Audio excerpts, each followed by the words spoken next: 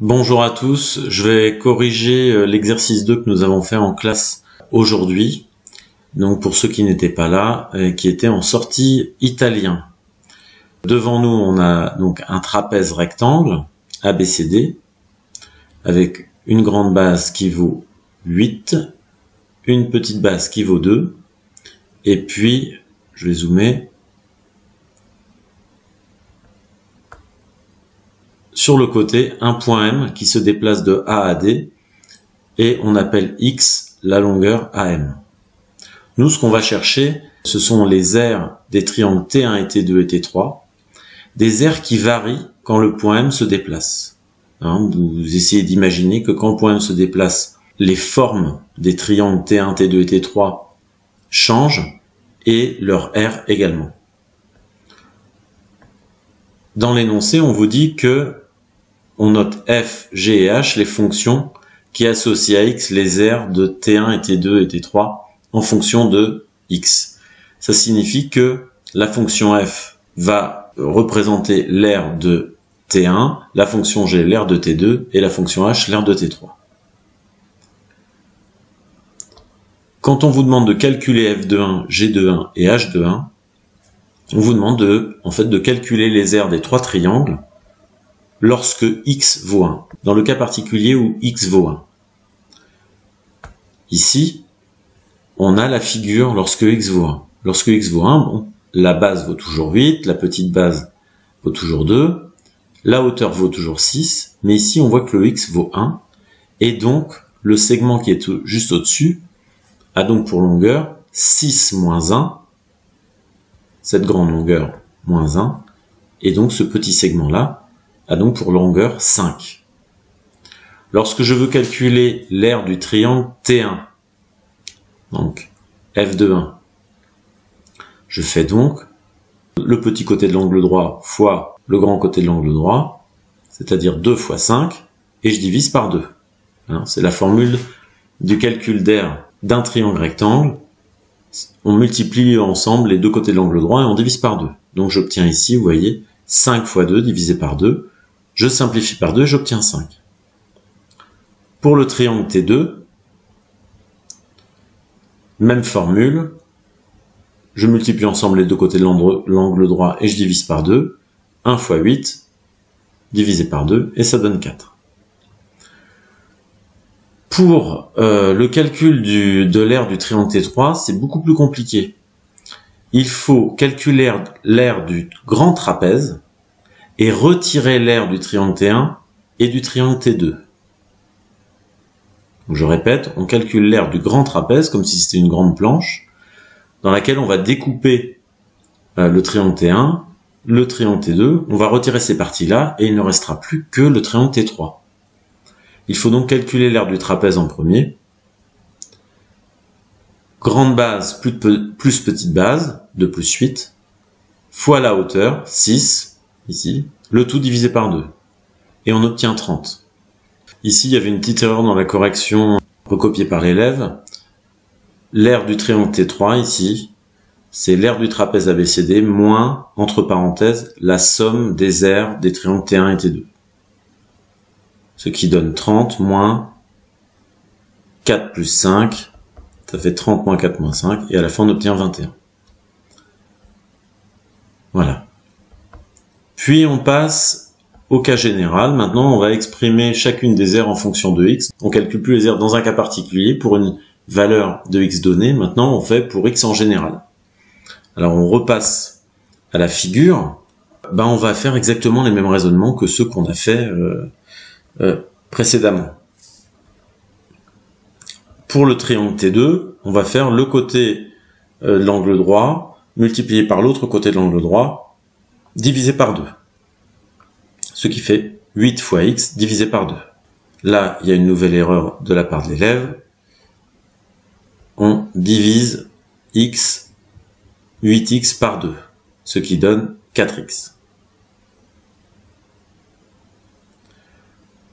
Pour l'aire du triangle T1, alors là, on reprend le même raisonnement que tout à l'heure.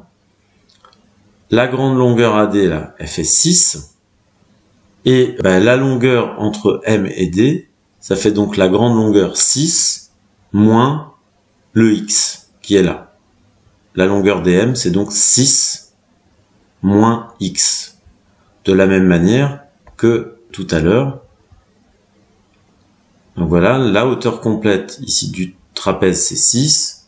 Cette longueur-là valait 1. Maintenant, elle vaut x. Donc la longueur restante, maintenant, c'est 6 moins x. Ce qui signifie que dans le triangle T1, l'un des côtés de l'angle droit a pour longueur 2, et l'autre côté, ici, a pour longueur 6 moins x. Voilà, c'est la longueur dm. Donc, pour calculer l'aire du triangle T1, je vais multiplier ensemble la longueur des deux côtés de l'angle droit, 2 fois 6 moins x, et puis je divise par 2. C'est ce qu'on a fait ici. 2 fois 6 moins x, et on divise par 2. On simplifie par 2 en haut et en bas, ça fait 6 moins x. Et ensuite, on prend l'habitude de toujours placer les x en premier et les nombres sans x ensuite pour retrouver la forme mx plus p, hein, la forme habituelle que l'on retrouve chez les fonctions affines. Hein, ça c'est bien de la forme mx plus p. Et le m vaut moins 1 et le p vaut moins 6. Il nous reste à trouver l'aire du triangle T3. Ben, on fait le même raisonnement que tout à l'heure. Pour calculer l'aire du triangle T3, on va faire l'aire du trapèze moins l'aire du triangle T1, celle du triangle T2. Donc là, on fait l'aire du trapèze, 30, moins l'aire du triangle T2, 4x, moins encore l'aire du triangle T1, moins x plus 6. Vous voyez ici. Donc on enlève l'aire du triangle T2 et on enlève l'aire du triangle T1. Et l'aire du triangle T1, il faut la mettre entre parenthèses. Ensuite, moins par moins, ça fait plus. Moins par plus, ça fait moins. On rassemble les x. Moins 4x plus 1x, ça fait moins 3x. Et 30 moins 6, ça fait plus 24. On a nos trois fonctions. Et maintenant, on va nous demander de les représenter dans le même repère. Alors, il faut repérer lesquelles sont affines, lesquelles sont linéaires, etc. Et on va travailler sur l'intervalle 0,6. Pourquoi?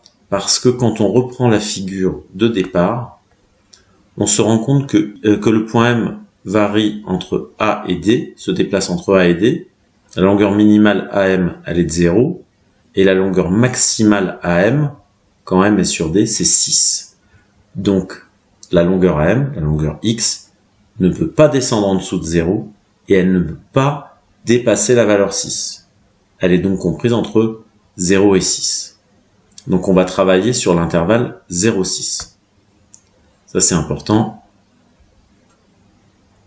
Donc interdiction de prendre des valeurs de X qui sortent de cet intervalle. Et ensuite l'élève a repéré que la fonction f était une fonction affine. Sa représentation graphique est une droite passant ou non par l'origine. Elle a donc dressé un tableau avec deux colonnes vides. Elle a choisi deux valeurs de x, les valeurs extrêmes, 0 et 6, et elle a calculé leurs images. Vous pouvez prendre la calculatrice aussi pour le faire dans le mode tableur. Mais vous ne recopiez pas tout le tableau de valeurs, vous recopiez uniquement deux valeurs de ce tableau de valeurs. La deuxième fonction, g, on le voit, g de x est égal à 4x. Ça correspond à la formule mx caractéristique des fonctions linéaires.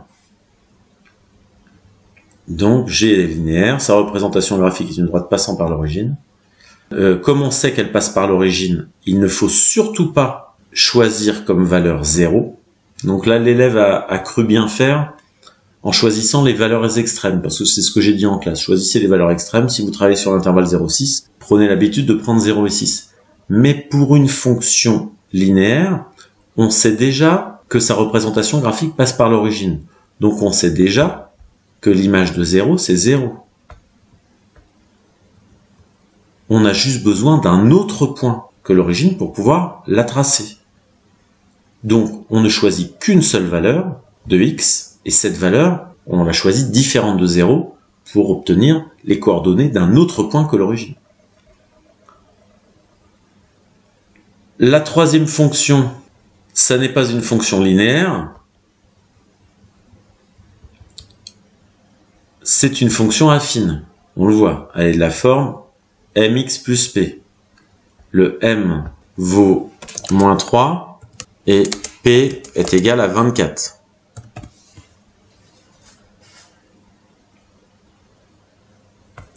Donc si c'est une fonction affine, on voit qu'il y a encore une erreur ici. La fonction h, elle n'est pas linéaire, elle est affine quelconque. Donc je raye linéaire et je vais marquer à côté affine. Et donc sa représentation graphique, c'est une droite passant au nom par l'origine. Donc là, les deux phrases n'étaient pas cohérentes. Hein. Pour dire que c'est une droite, sa représentation graphique est une droite passant au nom par l'origine, il faut que la fonction soit juste affine quelconque. Elle a bien fait un tableau avec 2 cases en choisissant plutôt les valeurs extrêmes, donc 0 et 6. Voilà ce qu'il fallait faire. Ensuite, une fois qu'on a fait ça, on peut tracer les 3 droites. Alors en fait, on n'a pas affaire à 3 droites exactement, on a affaire à 3 segments, puisque on a le droit de travailler que sur l'intervalle 0 et 6. Donc il est interdit de dépasser l'intervalle 0,6. Vous voyez ici, là, cette barre verticale, on ne doit pas la dépasser à droite. Non, tout ce qui dépasse, on enlève. Je raye, voilà, tout ça. Et puis à gauche, on ne doit pas se dépasser 0, ça, elle l'a parfaitement réalisé. Ensuite, à la fin de l'exercice, j'ai demandé aux élèves de résoudre l'équation f de x égale g de x. Et là, il y a une petite erreur de recopiage. Ici, c'était moins x. Donc, on remplace f de x par son expression. C'est moins x plus 6. Et on remplace g de x par son expression. On enlève 6 de chaque côté. Voilà. Pour passer les nombres sans x à droite. On enlève 4x de chaque côté.